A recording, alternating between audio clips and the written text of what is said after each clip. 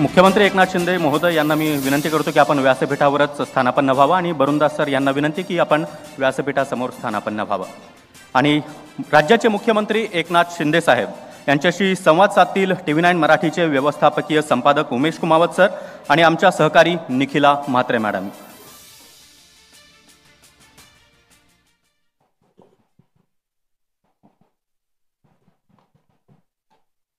मुख्यमंत्री साहेब, तुमचं स्वागत आहे या संमेलनात.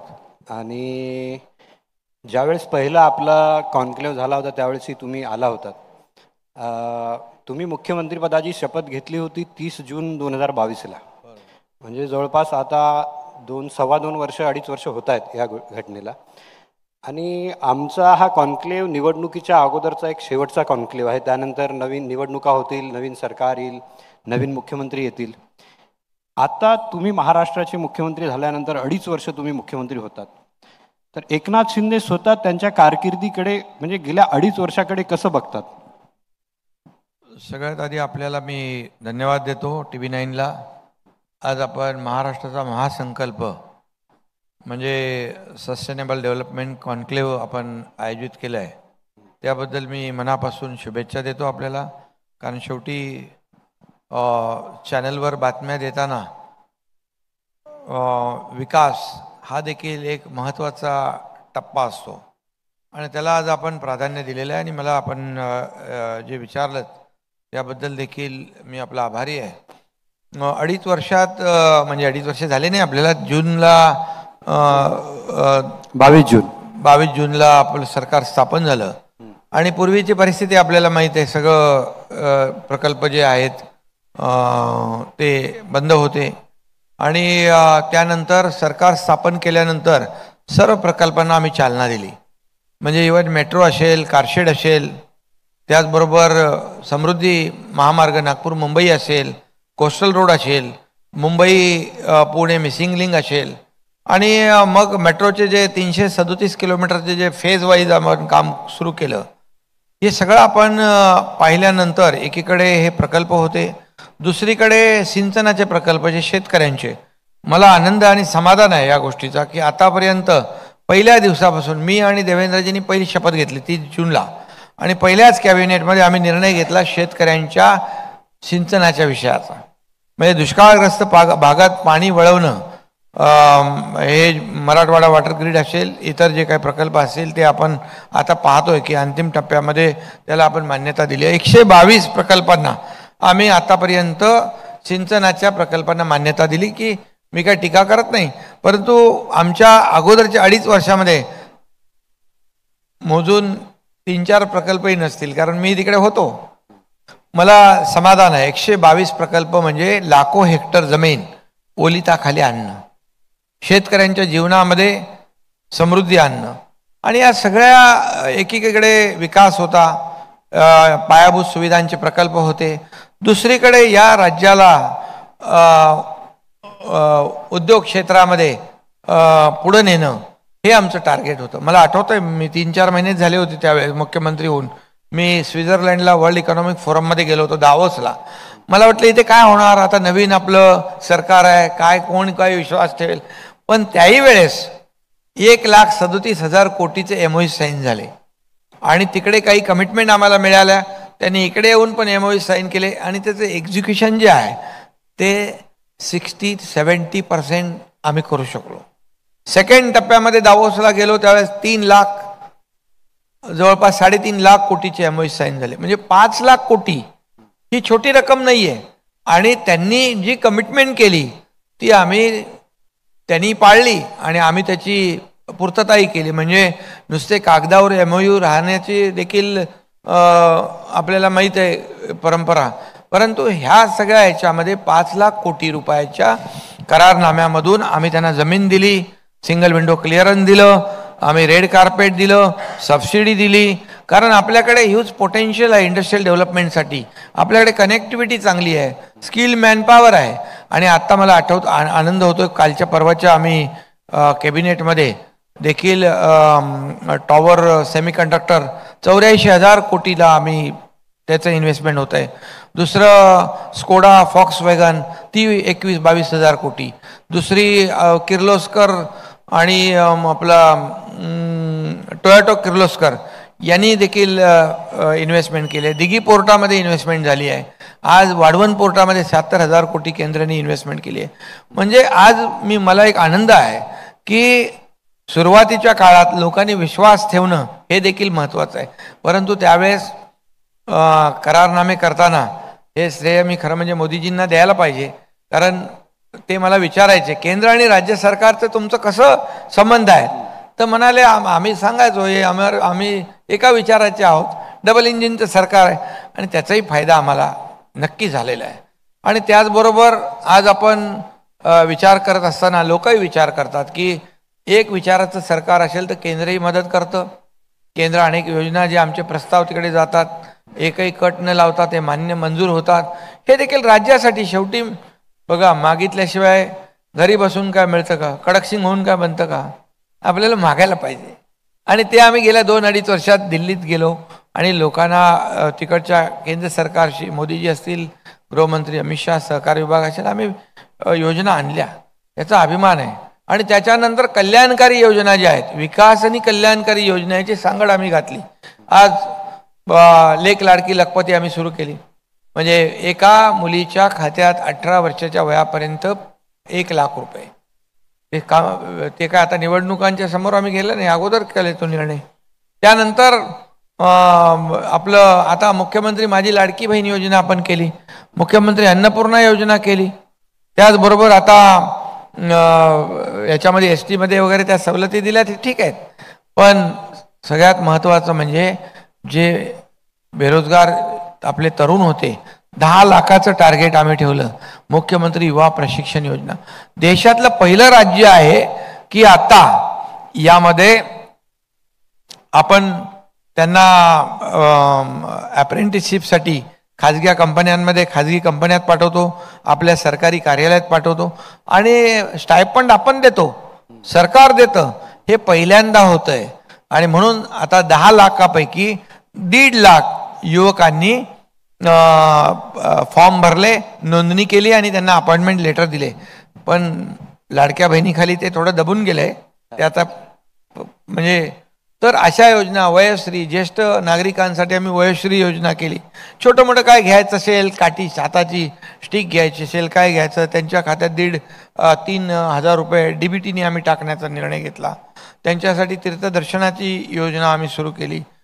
मुलींना मोफत शिक्षण मिळालं पाहिजे, दिलं पाहिजे. हे पहिलं राज्य. कुठलं शिक्षण? उच्च शिक्षण. म्हणजे प्रोफेशनल डॉक्टर, इंजिनियर, वकील, कुणाला MBA करायचं आहे, फायनान्स करायचं आहे. एका मुलीने आत्महत्या केली का तर 50% फी सरकार भरत होतं, 50% फी आई वडिलांनी पालकांनी भरायची होती. 50%चा भार तो पालक पेलू शकले नाहीत. म्हणून मुलींनी आई वडिलांवर भार नको, बोजा नको म्हणून आत्महत्या केली. मला रात्री 12:30 वाजता कळलं उमेशजी. आणि त्यावेळेस मी चंद्रकांत पाटील मंत्री संबंध त्यांना फोन केला. त्या दिवशी आम्ही निर्णय घ्यायचं ठरवलं. आणि आता ते शिक्षण देखील कोणाला डॉक्टर, वकील, इंजिनियर व्हायचं 100% त्याचा खर्च सरकार उचलतं. हे देखील पहिलं राज्य आहे, पहिलं राज्य. आणि म्हणून ह्या योजना ज्या आहेत या योजना आम्ही का केल्या? सर्वसामान्य लोकांच्या आयुष्यामध्ये चांगले दिवस आले पाहिजे, बदलले पाहिजे, काय सुखी समाधानी झाले पाहिजे. सर्वसामान्यांचं सरकार आम्ही म्हणतो, सर्वसामान्यांचं सरकार आम्ही म्हणतो. मग सर्वसामान्यांसाठी काय? आणि म्हणून मुख्यमंत्री माझी लाडकी बहीण योजना एवढी सगळीकडे फेमस झाली आहे की थोडी अडचण विरोधकांना वाटू लागली आहे. तुम्हाला विचारणार आहे. म्हणून एकीकडे विकास, डेव्हलपमेंट आणि दुसरीकडे कल्याणकारी योजना आणि उद्योगामध्ये भरभराट. म्हणून 2.5 वर्षामध्ये तुम्ही म्हणालात काय केलं तर आपलं राज्य उद्योग क्षेत्रात पहिल्या नंबरवर आणलं, परदेशी गुंतवणुकीत पहिला नंबर. आज एकूण सगळ्या देशाचं इन्व्हेस्टमेंट पाहिली आणि आपली तर आपल्याकडे 52% इन्व्हेस्टमेंट आहे. 52%. लोक म्हणतात कुठे गेले उद्योग, कुठे गेले? 52% आपल्याकडे आहे. आपला GDP नंबर 1 ला आहे. आपल्याला महाराष्ट्राला स्वच्छतेत पुरस्कार मिळालाय. परदेशी गुंतवणुकीमध्ये आपण नंबर 1 आहोत. त्या सगळ्या ज्या काय आहे ते समोर आहे. आणि म्हणून मी आपल्याला सांगतो की सत्ताधारी असू दे, विरोधक असू दे, आपल्या राज्याबद्दल अभिमान पाहिजे, खरं आहे ते बोललं पाहिजे. राज्याचा बदनामी करणं हे तर मला वाटतं विरोधकांनी त्यांनाही शोभत नाही. ते आता तुम्ही बोललात की तुम्ही एवढ्या योजना केल्या, 2.5 वर्षाचा तुमचा कार्यकाळ, म्हणजे तुम्ही एक प्रकारे मागे आपण बोललो होतो त्यावेळेस तुम्ही बोलले की एक तुमची इन्फ्रामॅनची जी इमेज आहे ती तयार करण्याचाही प्रयत्न झाला की तुम्ही एवढे मोठे प्रोजेक्ट आणले. ही सगळी कारणं आहेत की महायुतीनं तुम्हाला म्हणजे निवडणुकीचा चेहरा म्हणून सध्या निवडणुकीत पुढे आणलंय, हे कारण आहेत? हीच कारणं आहेत की ज्यामुळे तुम्हाला महायुतीने निवडणुकीचा चेहरा म्हणून महाराष्ट्रासमोर आणलंय? बघा, मी काम करतोय, कुठलं काय फळ मिळेल अपेक्षेने मी काम, राज्याला काय देईन, माझ्या जनतेला काय देईन हे मी पाहिलं. म्हणजे राज्यातल्या जनतेच्या जीवनामध्ये काय परिवर्तन होईल माझ्या मुख्यमंत्री पदाच्या, आमच्या सरकारच्या मुळे, हे मी पाहिलेलं आहे.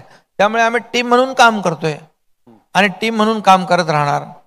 आता दुसरीकडे काय सुरू आहे माहिती आहे आपल्याला, मला करा कुठून इकडून दिल्लीपासून गल्लीपर्यंत. अरे बाबा, असं काय असं का कधी? अरे काल परवा कोणीतरी कुठेतरी मी वाचलं, काय कुठेतरी कोणी ओरडलं का काय आणि चेहरे पडले, असं काहीतरी कुठे बातमी आली. आणि दुसरी गोष्ट, यामध्ये आतापर्यंत मी पाहिलं की आजी मुख्यमंत्री, माजी मुख्यमंत्री, भावी मुख्यमंत्री असं आपण म्हणतो, पण आरशातले मुख्यमंत्री पहिल्यांदा पाहतोय. त्यामुळे ती काय तो लोभ आम्हाला नाही आहे. मी टीम म्हणून काम करतोय आणि टीम म्हणून काम करणार.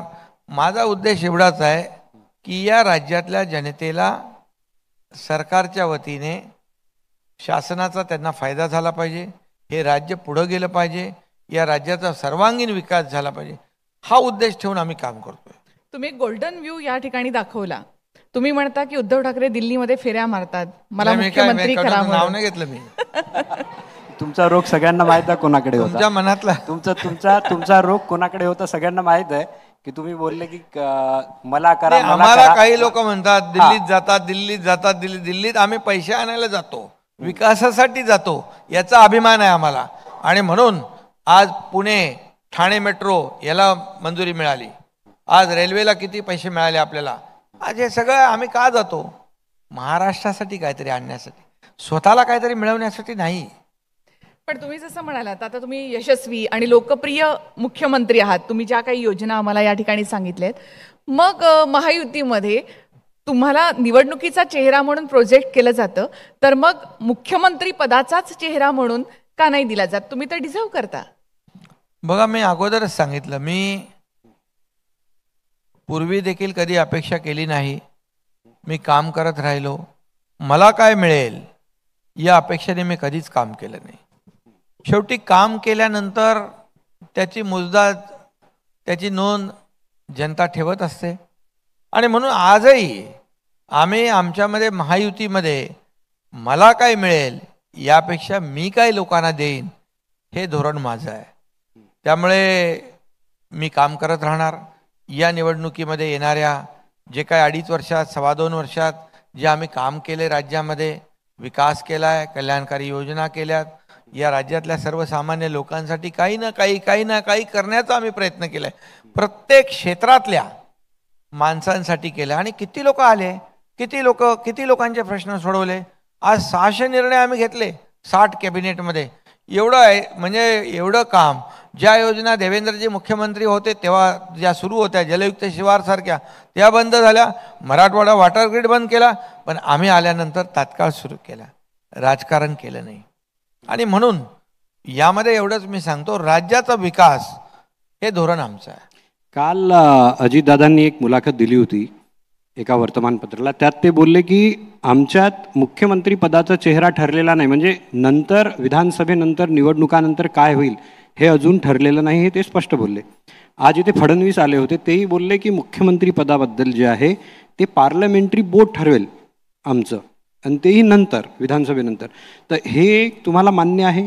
कोणाला घाई कोणाला आहे? आम्हाला नाही घाई, तिकडे समोर आहे. आमच्याकडे कुठं घाई काय? आम्हाला घाई नाही, ते आम्हाला द्यायचं आहे लोकांना. परत परत मी तेच सांगतोय, आम्हाला महाराष्ट्राला काही ना काही द्यायचं आहे, महाराष्ट्राला पुढे न्यायचं आहे. वैयक्तिक स्वार्थापेक्षा आता बघा, आता त्यांचे सर्व सहकारी महाविकास आघाडीचे, त्यांनीच कोणाची गाडी कुठे साईड लाईनला लावली आहे का कारशेडमध्ये टाकले ते तुम्ही पाहताय. पवार साहेबांनी त्यांच्या पुस्तकातही लिहिलेलं आहे काय काय सगळ्या गोष्टी. आता आम्हाला काय त्याच्यावर बोलण्याची काय गरज आहे का? त्यामुळे आमच्यामध्ये कुठेही काही असं स्पर्धा नाही, वाद नाही, काही नाही. नाही शिंदेसाहेब, त्याचं असं होईल ना की जर तुम्ही निवडणुकीचा चेहरा आहात महायुतीचा, जर महायुती जिंकली तर म्हणजे मुख्यमंत्री दुसरा होऊ शकतो. जर दुसरं काही झालं, जर महायुती हरली तर जबाबदार कोण? शिंदे. आणि जिंकली तर मुख्यमंत्री वेगळा. म्हणजे यात असं आहे ना, ब्लेम तुमच्यावर येऊ शकतो ना या गोष्टीत. मी तुम्हाला सांगतो, आतापर्यंतच्या इतिहासामध्ये, माझ्या राजकीय जीवनामध्ये, सामाजिक जीवनामध्ये मी खूप वर्ष काम केलं. मी ग्रासरूट पासून आलेलो आहे. एक सर्वसामान्य कार्यकर्ता ते या राज्याचा मुख्यमंत्री मी झालेलो आहे. मला सगळे खड्डे टोपे सगळं माहीत आहे, उतार चढाव मला सगळं माहीत आहे. संघर्षातून मी इथपर्यंत आलेलो आहे. आणि मी आपल्याला सांगतो, जेव्हा जेव्हा असे प्रसंग आले, जेव्हा काही यश मिळालं, तेव्हा मी माझ्या सर्व सहकाऱ्यांना यशाचं श्रेय दिलं. जेव्हा कधी अपयश आलं तेव्हा मी माझी स्वतःवर जबाबदारी घेतलेली आहे. पूर्वीचं मी सांगतोय. त्यामुळे याच्यामध्ये श्रेयवादाच्या लढाईमध्ये हा एकनाथ शिंदे कधी पडला नाही, पडणार नाही. म्हणजे तुम्ही अशी एक क्रिकेट मॅच खेळतायत ज्याचे कॅप्टन तुम्ही आहे, पण जर मॅच जिंकली तर कप कोण उचलेल हे माहीत नाही. जनता जनार्दन ठरवत असते सगळं. हे जनता जनार्दन जनतेचं न्यायालय आहे ना. त्यामुळे शेवटी मी काही म्हणण्यापेक्षा, मला काही वाटण्यापेक्षा जनतेला वाटलं पाहिजे. ठीक आहे, ही भूमिका आमची आहे. मग महायुतीमध्ये सीएम कसा ठरावा? म्हणजे मग संख्याबळावर की मग चेहऱ्यावर? आता बघा, आमच्यामध्ये काय वादच नाही, तर तुम्ही काय ते नवीन प्रश्न विचारून काय वाद निर्माण होणार नाही. तुम्हाला असं वाटत नाही आता तुम्ही सीएम झालात, तुम्ही उलट आम्हाला धन्यवाद दिले पाहिजे की काही आमच्या अडचणी, आम्ही कुठल्याही अडचणी निर्माण करून तुमच्या समोर आलेलो नाही. नाही नाही, तुम्ही, मला तर हे एक मोठी गोष्ट वाटते की तुम्ही ही गोष्ट एक्सेप्ट करायला तयार झाले की निवडणुकीचा चेहरा तुम्ही आहात आणि मुख्यमंत्री पदाचा चेहरा नाही. ही गोष्ट खूप मोठी आहे, कारण की याचा ब्लेम तुमच्यावर येऊ शकतो. त्यामुळे हे कळतं की तुमचं मन खूप मोठं आहे त्या बाबतीत. तुम्ही काही काळजी करू नका, कुठलाही ब्लेम येणार नाही. आम्ही ठरवल्याप्रमाणे सगळं होईल. आणि आम्ही ठरवलंय महायुतीचं सरकार येईल, केलेल्या कामाची पोचपावती महायुतीला या महाराष्ट्रातली जनता देईल.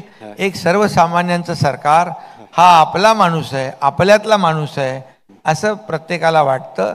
त्यामुळे आम्ही सगळे मिळून एक टीम म्हणून काम करतोय आणि आज लोकांची पसंती आहे सरकारला.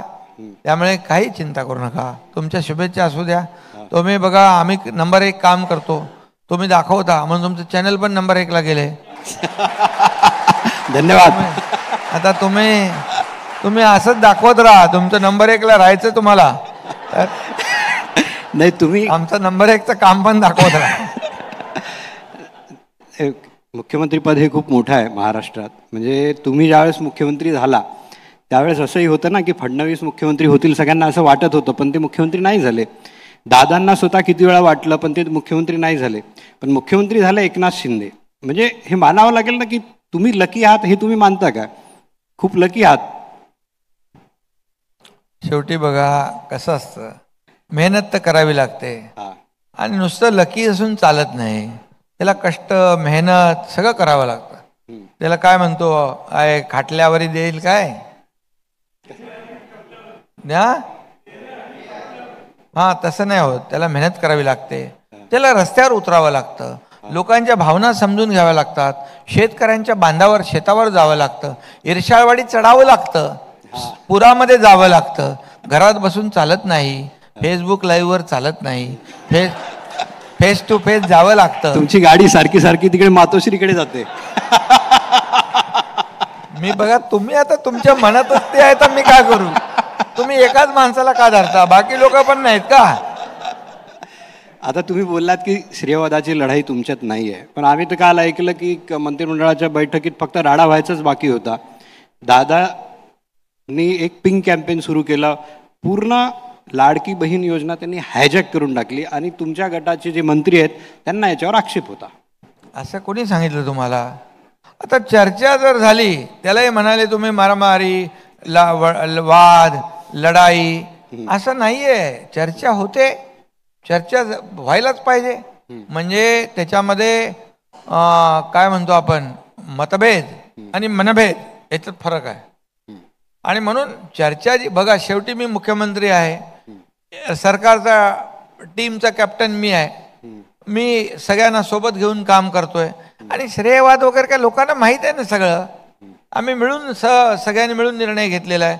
याच्या श्रेय माझ्या लाडक्या बहिणींचं आहे, कारण त्यांना ही योजना आपण लागू केलेली आहे. सगळ्यात क्रेडिट द्यायचं असेल तर लाडक्या बहिणींना द्यावं लागेल, आम्ही श्रेय घेण्यापेक्षा. समजलं की नाही? आणि त्यामुळे आज जे राज्यामध्ये ज्या लाडक्या बहिणींना काही सावत्र भाऊ सांगत होते ही खोटी योजना आहे, ही बोगस आहे, हे चुनावी जुमला आहे, काही लोक कोर्टात गेले बंद करायला, पण आम्ही बंद होऊन दिली नाही. आम्ही ती सुरूच ठेवली आणि ती सुरू ठेवणार हा विश्वास आमच्या लाडक्या बहिणींना आहे. म्हणून 2 कोटी बहिणींनी आमच्या फॉर्म भरलेत. 1.5 कोटी 1,59,00,000 बहिणींना खात्यामध्ये पैसे दिले. लोकांनाही अनपेक्षित होतं, विरोधकांनाही होतं, माझ्या लाडक्या बहिणींना पण वाटलं नव्हतं एवढ्या लवकर पैसे मिळतील, पण आम्ही दिलेला शब्द पाळणारे लोक आहोत. कमिटमेंट म्हणजे कमिटमेंट. आणि मग म्हणाले पैसे गेल्यानंतर अरे लवकर काढून घ्या, लवकर काढून घ्या, नाही तर सरकार काढेल. आता त्यांच्यासारखी सवय आम्हाला नाही आहे. आम्ही देना बँक आहे, लेना बँक नाही. आम्ही देणारे आहोत, घेणारे नाही. आणि म्हणून ही योजना फक्त 2-4 महिन्याची नाही, पूर्ण आर्थिक वर्षाची. वॉशिंग मशीन ना,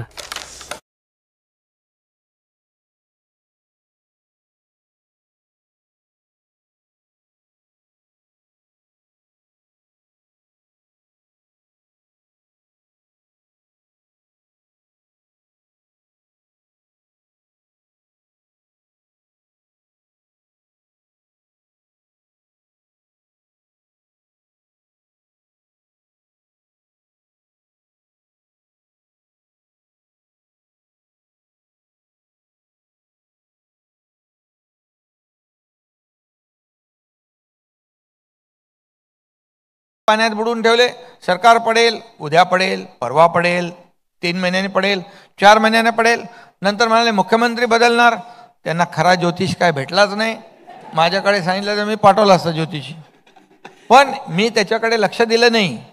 मी आरोपाला उत्तर कामाने दिलं, नाही तर माझा फोकस डायव्हर्ट झाला असता. मी एवढं काम करू शकलो नसतो. आज नवीन नवीन योजना केल्या, मला आनंद आहे, समाधान आहे.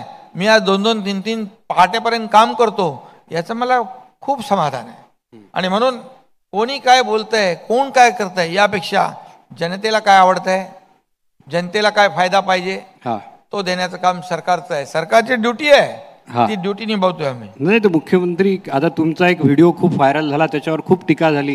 तुम्ही मुख्यमंत्री असून सगळ्यांना विचारत होता पैसे मिळाले का, पैसे मिळाले का, पैसे मिळाले का. विचारायचं नाही. लोक म्हणाले पैसे मिळाले नाही, मिळाले नाही, मिळाले नाही, मिळणार नाही, मिळणार नाही, मिळणार नाही. मग मी काय विचारू, मिळाले का, मिळाले का, मिळाले का विचारलं पाहिजे ना मला. मग सगळ्यांनी हात वर केले, मिळाले मिळाले मिळाले. ज्यांचे नाही मिळाले त्यांनाही सांगितलं सप्टेंबर महिन्यापर्यंत तुम्हाला आणखी मुदत वाढ केलेली आहे, चिंता करू नका. कारण हे काय पैसे जे का म्हणजे योजना जी आहे ही म्हणजे थोडकी किंवा शॉर्टकट योजना नाही आहे. ही योजनेचं पूर्ण जे आम्ही अंमलबजावणी जी केली आहे त्याचं पूर्ण नियोजन केलेलं, सगळं विचारपूर्वक केलेलं आहे. त्याच्या पैशाची तरतूद केलेली आहे, सर्व आम्ही केलेलं आहे. कारण शेवटी बघा, पुन्हा आम्हाला जनतेसमोर जायचं आहे. मी बघा संवेदनशील माणूस आहे, मी असं हार्डकोर पॉलिटिशियन नाही आहे. आता एक बोलायचं, उद्या एक बोलायचं, परवा एक बोलायचं, बोलल्यानंतर म्हणायचं प्रिंटिंग मिस्टेक आहे, नंतर म्हणायचं हे चुनावी जुमला आहे. काही लोकांनी काही राज्यामध्ये आश्वासनं दिली, मग म्हणाले अरे पैसे नाही आमच्याकडे, केंद्राने द्यावे. अरे तुम्ही तिकडे घोषणा केली आणि पैसे केंद्राकडे मागता, असं आम्ही नाही करणार. आम्ही जे बोललो ते करणार, जे होणार आहे तेच बोलणार. बाळासाहेब सांगायचे शब्द देताना एकदा नाही, 10 वेळा नाही, 100 वेळा विचार करा. 100 वेळा विचार करून आम्ही ही योजना केलेली आहे. त्यामुळे बिलकुल योजना परमनंट आहे. आता तुम्ही हे बोलता की आता मध्ये तुम्ही बोलले की याचे पैसे वाढतील, 2,000 होतील, 3,000 होतील, आता आम्ही तुम्हाला 1,500 देतो. आता सरळ सरळ आरोप तर असाच होतो ना की आम्ही पैसे देतो, तुम्ही मत द्या. असं बोललो का मी? तुम्ही नाही बोलले, पण ही योजना बंद होईल जर विरोधक आले तर. हा तर नॅरेटिव्ह तुम्ही सेट करता ना. अरे बंद नाही, कोर्टात गेले बंद करायला. हा, कोर्टात गेले, हायकोर्टमध्ये, मुंबई कोर्टाने त्यांना दिली चपराक लावून. आता गेल्यात नागपूर कोर्टात. कोण गेलाय बघा, काय नाव आहे, अडकल्लीवर का पडकल्लीवर, हा, तो पडूनच जाईल. तर त्याला नागपूर कोर्टात गेलेत. कोण गेले बघा, काँग्रेसचा माणूस आहे तो. मग हे म्हणजे तुम्हाला या माझ्या लाडक्या बहिणी, ज्या सर्वसामान्य लाडक्या बहिणी आहेत, त्यांना एक आधार दिला आम्ही 1,500 रुपयाचं. का पोट दुखायला लागलं? म्हणाल 1,500 मध्ये काय होणार? तुम्ही विकत घेताय का? तुम्ही लाच देताय का? तुम्ही अमकं करताय का? आज कोणीतरी काहीतरी दुसरंच काहीतरी बोललं म्हणजे तुम्ही काय हे किती खोडे घालायचे? हे खोडे घालणाऱ्यांना, माझ्या लाडक्या बहिणी या दुष्ट भावांना बरोबर जोडे आणतील. पण विरोधक म्हणतात ती लाडकी खुर्ची योजना आहे. आता लाडकी खुर्चीची सवय त्यांनाच आहे. खुर्चीसाठी काय चाललंय? खुर्ची का किस्सा, किस्सा कुर्सी का, दिल्ली से गल्ली तक, यहाँ से वहां तक, सब जगह मुझे करो, मुझे करो, मुझे करो. आता कुणाच आहे कुर्सी? किस्सा कुर्सी का कोण करतंय? आमच्याकडे काय बघितलं का? आमच्याकडे काय चाललंय? शांत आम्ही. म्हणजे सरकार, असं वाटतं की सरकारची भिस्त पूर्ण याच्यावर आहे आणि हीच योजना जी आहे ती गेम चेंज करेल आणि महायुती पुन्हा सरकारमध्ये येईल, असंच एकंदरीत सरकारचं हे दिसतंय महायुती. तुमचं काय म्हणणं आहे? माझं काय म्हणण्यापेक्षा जनतेचं काय म्हणणं आहे ते. जनता म्हणजे तुम्ही त्यांचं, जनतेमध्ये जात असताना आपले लोक, त्यांचं तुम्ही रिॲक्शन घेता ना, बाईट घेता, मग तुम्हीच सांगा. नाही, विरोधक तर त्या योजनेवर तुटून पडलेत. विरोधक तुटून पडले आणि आमचे बोर्ड पण लावतात. मुख्यमंत्री माझी लाडकी बहीण योजना, फोटो नाही टाकत मुख्यमंत्र्यांचा, टाकतात. फॉर्म पण भरतात. म्हणजे एकीकडे विरोध करायचा, दुसरीकडे श्रेय घ्यायचं, असं डबल कसं करू शकता तुम्ही? मग लोकांना तर कळलेलं आहे हे आमचे विरोधक आहेत, हे या योजनेमध्ये खोडा घालायला आलेले आहेत, हे कोर्टात गेलेले आहेत. आम्ही सांगितलं त्यांचं, तुम्ही बघा योग्य वेळी त्यांना त्यांचं दाखवा आरसा. पण आज देवेंद्र फडणवीस असं म्हणाले की या योजनेचा श्रेय घेण्यामध्ये दादानी थोडीशी आघाडी घेतली. दादा त्यांचा काही एक योजना घेऊन ते आता त्यांची सन्मान यात्रा आहे, त्याच्यामध्ये सगळ्या योजनांच्या बाबतीत बोलतायत. मुख्यमंत्री माझी लाडकी बहीण योजना, लेक लाडकी लखपती, त्याचबरोबर मुलींचं मोफत शिक्षण, शेतकऱ्यांना वीज बिल माफ केलेलं, ती सगळं सांगतायत ते. त्याच्यामुळे काय आहे, हे विरोधक जे आहेत, हे विरोधकांनी हे सगळं जे काही सुरू केलेलं त्यांना अडचण झालेली. त्यांना वाटलं लोकसभेसारखं फेक नरेटिव्ह सेट करून मतं घेऊ, पण आता त्यांचं ते काही, त्याच्यावर त्यांचं जे काही स्वप्न होतं आणि जे काही त्यांना वाटत होतं ते आता धुळीस मिळालेलं आहे. कारण त्यांना एकदा खोटं बोलू शकतो, परत परत खोटं बोलता येत नाही. जनता एकदा फसते, पुन्हा पुन्हा नाही फसणार. आणि महाराष्ट्रातली जनता सुज्ञ आहे. आणि आम्ही बघा, आम्ही कुठलं काही बाऊ करत नाही, आम्ही काम करतो. कामाने, आरोपाला कामाने उत्तर देण्याची सवय मला आहे. म्हणून मी जेवढी कामं सांगितली ही थोडी आहेत, आणखी खूप कामं केलेत आपण. त्यामुळे या 2 वर्षामध्ये एवढी कामं राज्याच्या इतिहासामध्ये पहिल्यांदा झाली, एवढे निर्णय राज्याच्या इतिहासात पहिल्यांदा झाले. म्हणजे हे मी अगदी छातीटोकपणे सांगतो. तुम्ही जे बोलताय आता त्याच्यावरून असं वाटतं की दादांची जी गुलाबी कॅम्पेन आहे ते तुम्हाला आवडलेलं दिसतंय. ठीक आहे ना, आपल्या आपल्या परीने प्रचार होतोय ना. काय अजितदादा आमचे टीमचेच हे आहेत, काय प्रॉब्लेम आहे त्याच्यामध्ये? ठीक आहे, काही कार्यकर्त्यांना काही वाटत असतं, माझ्या कार्यकर्त्यांना वाटतं, त्यांच्या वाटतं. शेवटी भूमिका काय आहे? लाडक्या बहिणींच्या खात्यात पैसे टाकणे. सगळ्यात मोठं जे काय आमची जी काय भूमिका आहे ती भूमिका ही आहे. आणि मी मगाशीच सांगितलं की लाडक्या बहिणींना ह्याचं श्रेय जातं. आम्ही कोण आहोत? शेवटी हे पैसे जनतेचे आहेत, ते जनतेच्या कामाला पैसे आले पाहिजे. आतापर्यंत ते येत नव्हते. आतापर्यंत माझं काय, आता हे सरकार माझं नाही, तुमचं काय, जनतेचं काय, हे विचारणारे आम्ही लोक आहोत. आणि त्यामुळे साहजिक आहे विरोधकांना धास्ती झालेली आहे. लेक लाडकी आणि विरोधकांच्या छातीत भरली धडकी. बहीण लाडकी, लेक लाडकी, लेक लाडकी पण केले आम्ही. एक आता तुम्ही बोललात की कार्यकर्त्यांना वाटतं, तुमचे कार्यकर्ते तर म्हणजे तुमचे मंत्रीसारखे बोलतात की दादांच्या राष्ट्रवादीवर बसलं की आम्हाला उलट्या होतात. आता तुम्ही कार्यकर्त्यांचं बोललं म्हणून मी तुम्हाला हे सांगतो, तुमचे कार्यकर्ते एवढेही बोलतात त्यांच्या पक्षाबद्दल. बघा, त्यांनाही मी सांगितलं, आमच्या मंत्री महोदयाने सांगितलं की आपण महायुतीमध्ये आहोत, आपण महायुतीमध्ये बेबनाव होईल असं कुठलंही वक्तव्य करता कामा नये. ठीक आहे, कधी कधी काही गोष्टी प्रत्येकाला वेगवेगळा अनुभव येत असतो, त्यातून काही वक्तव्य होत असतात. परंतु आपल्याला मी सांगतो, आमची महायुती जी आहे ही महायुतीमध्ये काही गोष्टी कधी कधी भांड्याला भांडं लागतं, घरात कुटुंबात देखील काही गोष्टींच्यामध्ये मतभेद होतात. परंतु आमचं असं स्वतः किंवा वैयक्तिक स्वार्थासाठी आमच्या महायुतीमध्ये किंवा अशा काही प्रकारचे बेबनाव होतील असं होणार नाही. आणि महायुती अबाधित आहे, महायुती चांगलं काम करते आहे. काही छोट्या मोठ्या कुरबुरी आहेत त्या मिटून जातील. आम्ही ऐकलं की दादांनी तुमच्याकडे नाराजी व्यक्त केली आहे या सगळ्या प्रकरणात. कशाबद्दल? या सगळ्या प्रकरणात नाही, काही चर्चा नाही माझी त्यांची. आता 2-3 दिवस ते दौऱ्यावर होते. काल तर ते कॅबिनेट मला वाटतं कालच का परवा झाली, त्यावेळेस ते नव्हते. त्यामुळे काय अशी काय दादा असं म्हणालेत की नकळत झालेली चूक होती, त्यावर एवढा हंगामा करायची गरज नाही. झालं, मी कुठे काय बोललोय? प्रमुख माणूस कुठे काय बोललाय? मी तर तुम्हाला माझी भूमिका तुमच्या समोर मांडली ना. जर एवढी चांगली योजना चालते, जर लाडकी बहिणीची योजना, पण महाराष्ट्रात 2 घटना झाल्या, एक बदलापूरची घटना आणि दुसरी पुतळा दुर्घटनेची घटना. तुम्हाला या 2 घटनेमुळे थोडं सरकारला डॅमेज झालंय?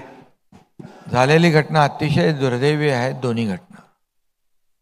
कारण हे राज्य आपलं एक संस्कृती प्रधान आहे, एक आपली एक वेगळं कल्चर आपलं आहे. आणि अशा राज्यामध्ये, पुरोगामी महाराष्ट्रामध्ये अशा आमच्या मुलीबाळींवर कुठलाही अन्याय होता कामा नये. म्हणून झालेली घटना अतिशय दुर्दैवी आहे, परंतु त्याचं राजकारण करणं ते त्याहीपेक्षा दुर्दैवी आहे. आणि म्हणून बदलापूरच्या घटनेमध्ये मी स्वतः ट्रॅक करतोय, मॉनिटर करतोय. त्या आरोपीला फाशी होईपर्यंत मी स्वस्थ बसणार नाही, हे मी या ठिकाणी सांगतो. आणि त्याचबरोबर त्यासाठी जे काही फास्ट ट्रॅक असेल, विशेष वकील असतील, विशेष कोर्ट असेल, हे सगळं जे काय त्यासाठी स्वतः सरकार त्याचा पाठपुरावा करतोय. आणि छत्रपती शिवाजी महाराजांचा पुतळ्याची दुर्घटना ती अतिशय दुर्दैवी आहे. परंतु ज्या पद्धतीने त्याचंही राजकारण केलं गेलं तेही आपण पाहिलं. आम्ही त्या दिवसापासून तात्काळ त्या घटनेची गंभीर दखल घेतली आणि कोण आरोपी होता त्याचा अटक झाला, त्याची चौकशी होईल, कायदेशीर सगळ्या गोष्टी होतील. पण छत्रपती शिवाजी महाराजांचा रुबाबदार मोठा पुतळा उभा कसा राहील लवकर, यासाठी विरोधकांनी सूचना करायला पाहिजे होत्या, सहकार्य करायला पाहिजे होता. परंतु ते बाजूला राहिलं. ते आम्ही उभे करू. शिवाजी महाराज हे महाराष्ट्राचं आराध्य दैवत आहे. आणि त्यावेळेस काही लोक म्हणाले तुम्हाला याच्याबद्दल काय वाटतं, तर मी सांगितलं त्यांना की छत्रपती शिवाजी महाराज हे आमचं महाराष्ट्राचं आराध्य दैवत आहे.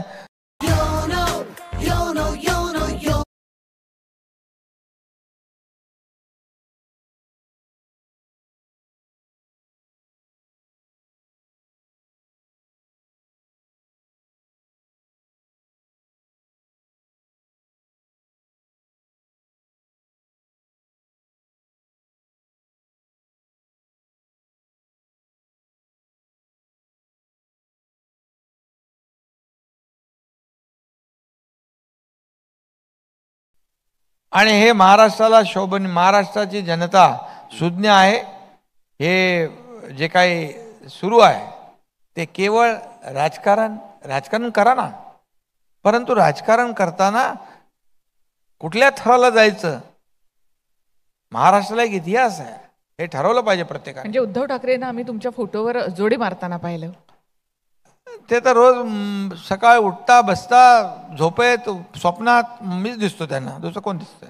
संताजी धनाजींचे घोडे ते घोड्यानं दिसायचं. सरकार स्थापन झाल्यापासून सरकार बदललंय हे तर मान्य केलं पाहिजे की नाही? सत्य वस्तुस्थिती मान्य केली पाहिजे की नाही? 2-2.5 वर्ष काम करते सरकार, हे काय अदृश्य सरकार नाही ना. आज आदित्य ठाकरे आले होते, तेही बोलता बोलता बोलले की एक वेळ अशी होती की मातोश्रीवर एकनाथ शिंदे आले होते आणि आमच्याकडे रडले होते की माझ्या मागे ईडी लागली आहे. तुम्ही सांगा मला, तुम्हाला मी रडणारा वाटतो? हा रडणारा नाही, हा लढणारा एकनाथ शिंदे आहे. म्हणून यांनी धाडस केलं, मागचा पुढचा विचार केला नाही. सत्तेतून लोक सत्तेच्या दिशेने जातात, सत्ता सोडणारा हा एकनाथ शिंदे आहे. सत्तेतून पाय उतार होऊन बाळासाहेबांचे विचार जपण्यासाठी, विचार पुढे नेण्यासाठी सगळं सोडलं आम्ही. त्यामुळे काय पोराटोरांचा प्रश्न काय विचारता तुम्ही मला? आणि आयुष्यभर रडगाणं, 2 वर्ष 2.5 वर्ष रडतायत आमच्या नावाने, पुढचे 5 वर्षही रडतील. त्यांना शुभेच्छा आहेत माझ्या. आणि तुम्ही दरवेळेस एक वाक्य बोलता की मी वेळ आल्यावर बोलीन ठाकरेंविषयी. तर शिंदेसाहेब ती वेळ कधी येणार आहे? म्हणजे मी 2-3 वेळा तुमचं स्टेटमेंट ऐकलंय की मी बोलत नाही, काही झाल्यानंतर तुम्ही बोलता की मी बोलत नाही, त्यानंतर पण वेळ आल्यावर बोलीन. पण त्यानंतर बरंच बोलत गेलो ना पुढे. मी पुढे चाललोय. नाही, आम्हाला तुम्ही म्हणाला होतात ना ठाकरेंचं लंडन कनेक्शन सांगेन म्हणून. सगळं आता कनेक्शन आहे, सगळ्यांना माहिती आहे. आता ठीक आहे, आम्ही एक आमची संस्कृती आहे, बाळासाहेब दिघे साहेबांनी काही आमच्यावर संस्कार घडवलेले आहेत. कुठे थांबायचं, कुठे काय करायचं, वैयक्तिक कुणाचं काय, हे सगळं आम्ही पाहतो. पण याचा अर्थ कोणी वेगळा काढू नये. आता आपण पुतळ्यावर बोलत होतो त्यावेळेस, पण पुतळ्याचं जे सुरू झालं, म्हणजे पुतळा पडल्यानंतर एवढे आरोप तुमच्यावर यासाठी झाले की तुमचं एक स्टेटमेंट होतं की हवा 45 किलोमीटरची होती, त्यामुळे लोकांना वाटलं की तुम्ही जबाबदारी टाळताय त्या गोष्टीची. बिलकुल नाही. मी त्यावेळेस असं म्हणालो होतो की त्या ठिकाणी, म्हणजे म्हणण्याचा माझा उद्देश काय होता, पुतळा ज्यांनी बनवला, पुतळा लावला, त्यावेळेस तिथली वस्तुस्थिती, तिथलं सगळं परिस्थिती, तिथलं समुद्र, तिथलं हवा, तिथला वेग, ह्या सगळ्या गोष्टी लक्षात घ्यायला पाहिजे. आता आम्ही ज्या लोकांना पाठवलंय यांना सांगितलं की सगळं तुम्ही तिथलं बघा, आणि आता आपण जो तिथे छत्रपती शिवाजी महाराजांचा पुतळा उभारू, हा सारासार सगळ्या गोष्टींचा विचार करून 100 नाही 500 वर्ष पुतळा हलता कामा नये अशा प्रकारचं काम करून दाखवू आम्ही. ही भावना माझ्या मनामध्ये होती.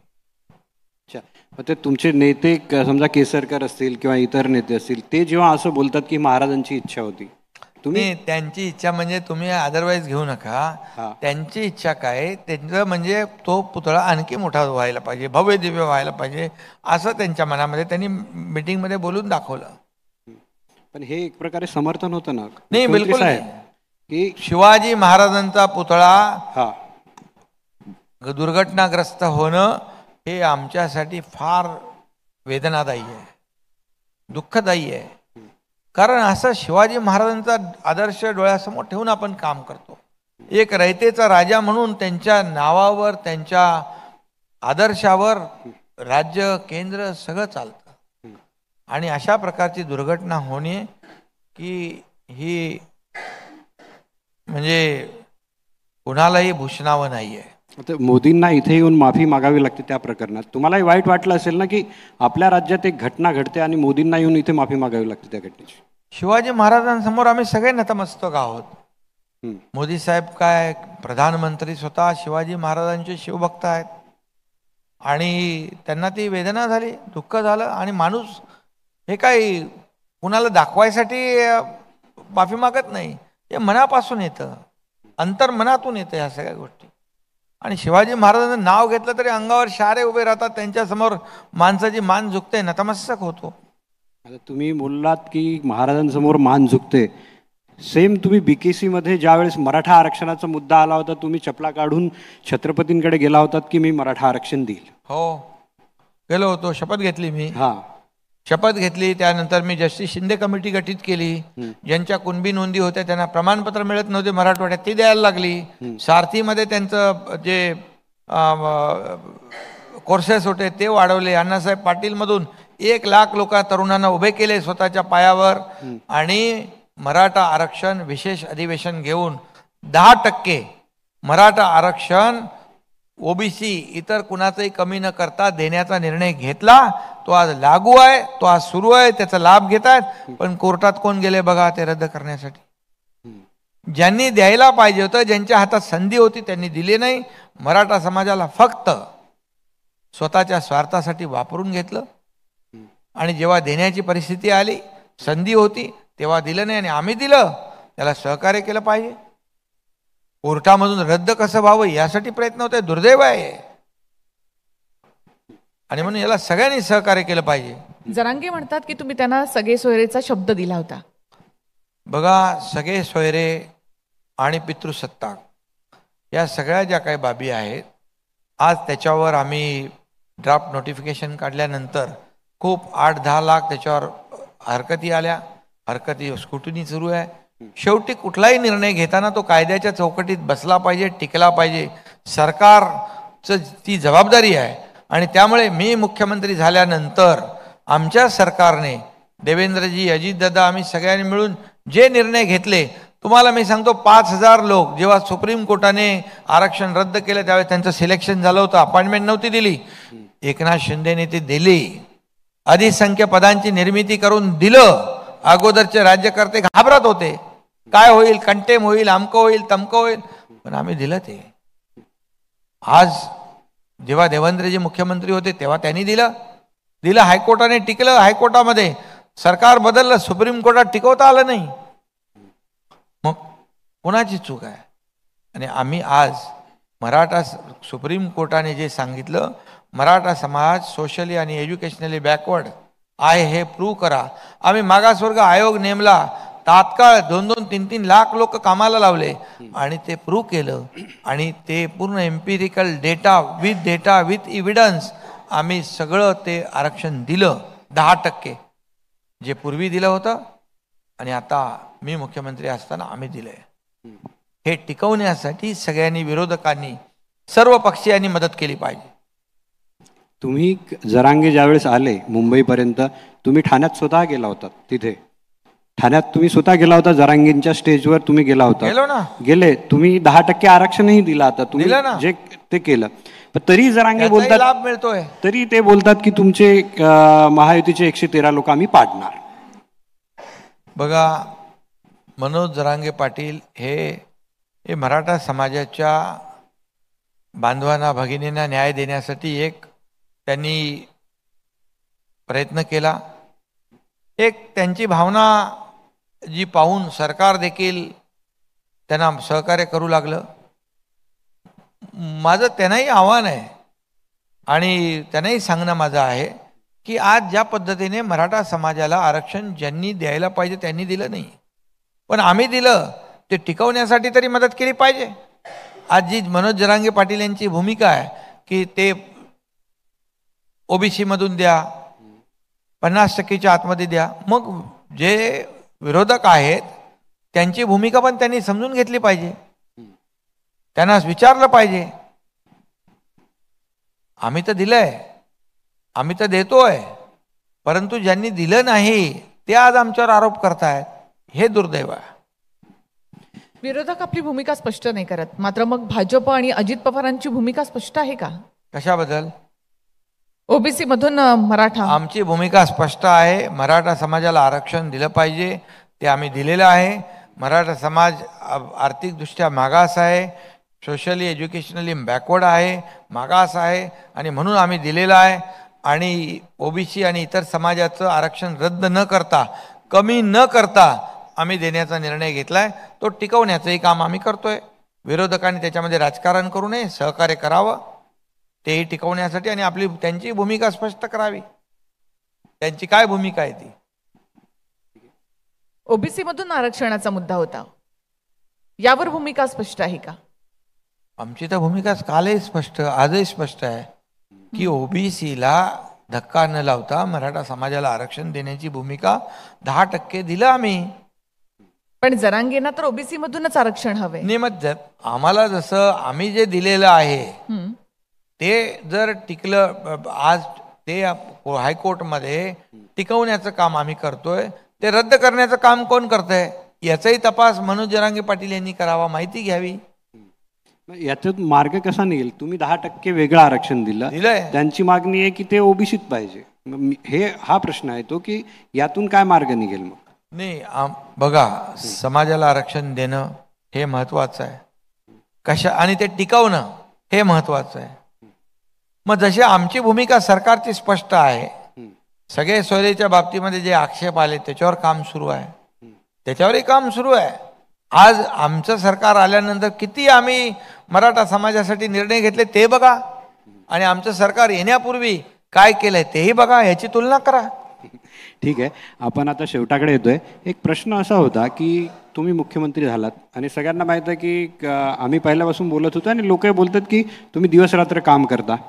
पण शिंदेसाहेब, तुम्हाला असं एक तुमचा स्वतःचा आता पक्षही आहे, तर तुम्हाला असं कधी वाटतं का की महाराष्ट्राचं मुख्यमंत्रीपद तुम्ही असताना तुम्ही एवढं काम करत गेलात, पण संघटनेकडे, तुमच्या पक्षाच्या संघटनेकडे तुम्हाला बघायला वेळ नाही मिळाला, असं वाटतं? नाही, बघा, सरकार आणि पक्ष शेवटी जबाबदाऱ्या मोठ्या आहेत, आणि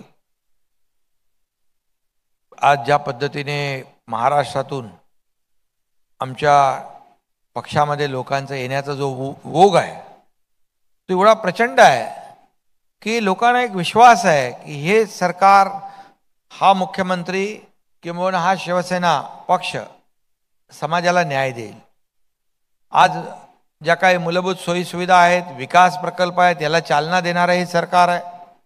आणि म्हणून आज मुंबई महापालिकेमधून जवळपास 80 नगरसेवक, सिटिंग कॉर्पोरेटर, त्याच्यामधून उबाटाचे 55 आहे, हे शिवसेनेमध्ये दाखल झालेले आहेत. मुंबईतलं फक्त मी सांगतोय, महाराष्ट्राची परिस्थिती तशीच आहे. आणि म्हणून संघटना वाढती आहे. माझे सहकारी आहेत, आमचे शिवसेनेचे नेते आहेत, ते मला मदत करतायत, काम करत. शेवटी एक माणूस सगळ्या जबाबदाऱ्या पार पाडताना त्याला सहकार्यांची सहकार्य जे आहेत त्यांचं सहकार्य आवश्यक आहे, आणि ते मला मिळतंय. ठीक आहे, मुंबईवर आलो म्हणून एक शेवटचा प्रश्न आहे की तुमच्यावर आरोप होतो की मुंबई महापालिकेच्या ज्या ठेवी आहेत त्यातले 2,500 कोटी तुम्ही काढले. मुंबई महापालिकेचे पैसे कोणाचे आहेत? माझे आहेत का आरोप करणाऱ्यांचे आहेत? हे जनतेचे प्रश्न आहेत, जनतेचे पैसे आहेत. तुम्हाला मी सांगतो, एवढे वर्ष मुंबईला खड्ड्यातून प्रवास करायला कोणी लावला? का खड्डेमुक्त मुंबई आतापर्यंत केली नाही? का इतक्या लोकांचा मृत्यू झाला अपघातामध्ये? आमचं सरकार आल्यानंतर आम्ही चहल आयुक्त होते, त्यांना बोलावलं आणि आम्ही त्यांना सांगितलं की मुंबई खड्डेमुक्त मुंबई आम्हाला पाहिजे, तुम्ही ॲक्शन प्लॅन तयार करा.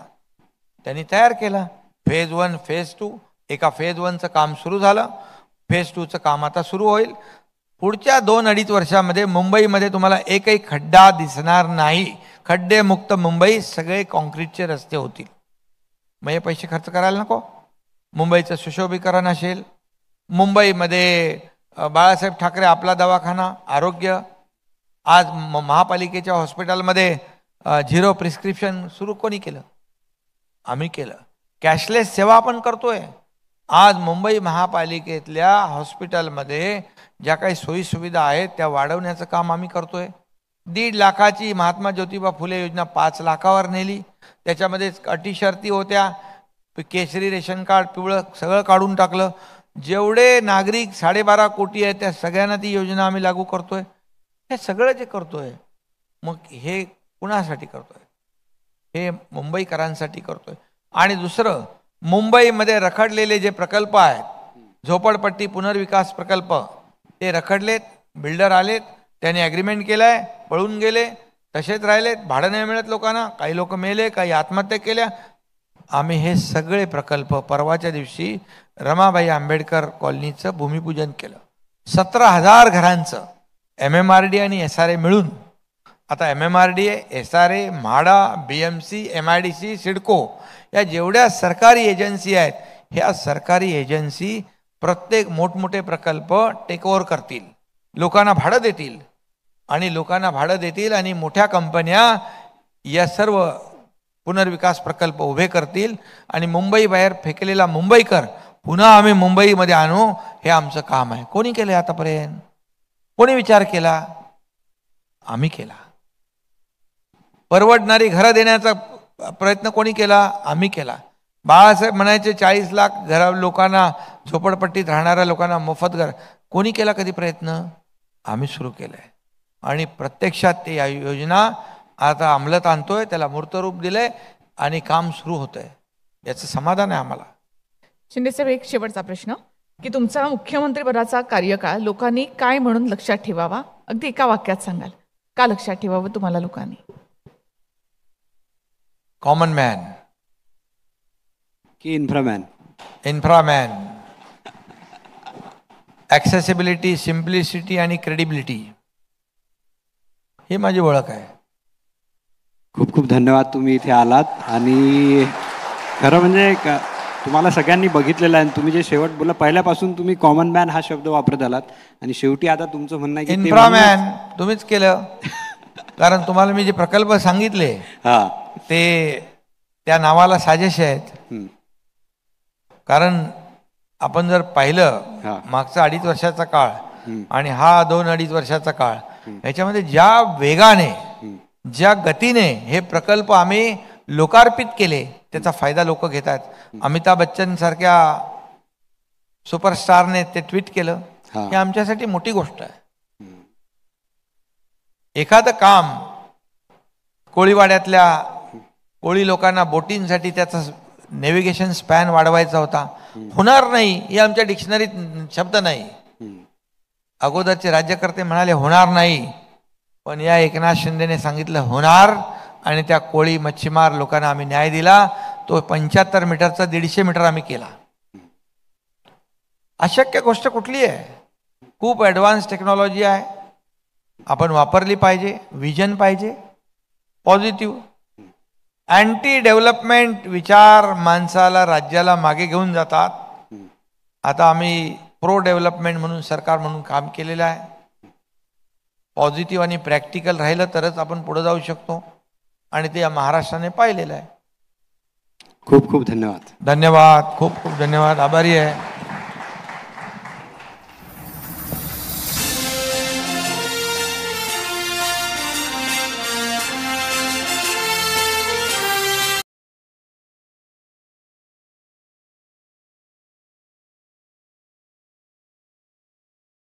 Lenovo's AI PCs, servers and services help F1 process millions of data points in real time, supercharging the fan experience for all. Lenovo. Ever since the 101 couple bought an Amazon Prime membership, whatever they order is delivered on the same day.